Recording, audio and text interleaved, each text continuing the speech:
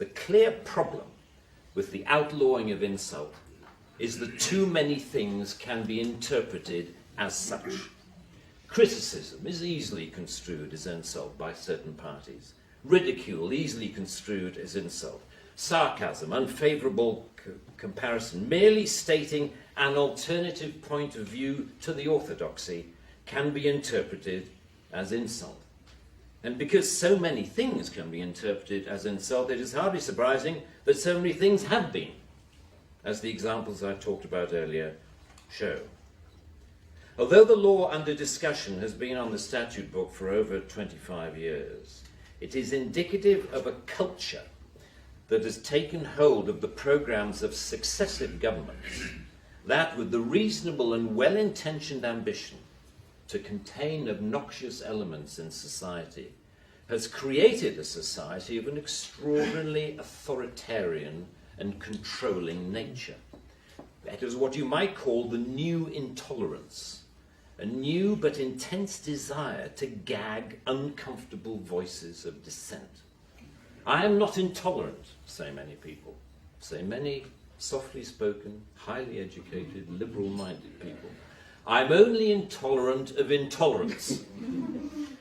And people tend to nod sagely and say, oh yes, wise words, wise words. And yet if you think about this supposedly inarguable statement for longer than 5 seconds, you realize that all it is advocating is the replacement of one kind of intolerance with another, which to me doesn't represent any kind of progress at all.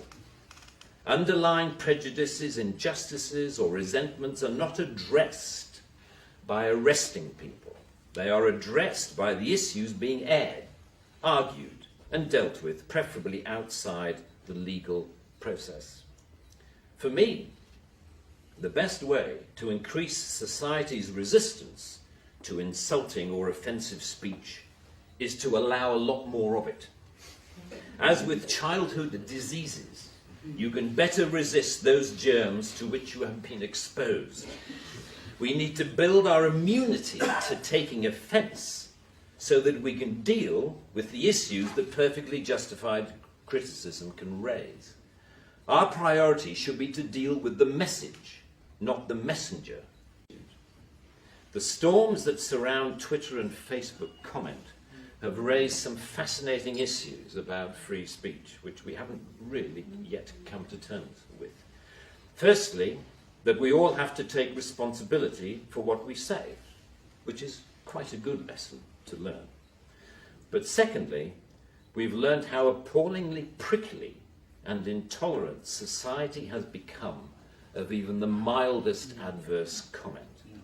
The law should not be aiding and abetting this new intolerance. Free speech can only suffer if the law prevents us from dealing with its consequences.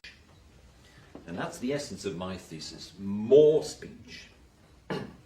If we want a robust society, we need more robust dialogue, and that must include the right to insult or to offend.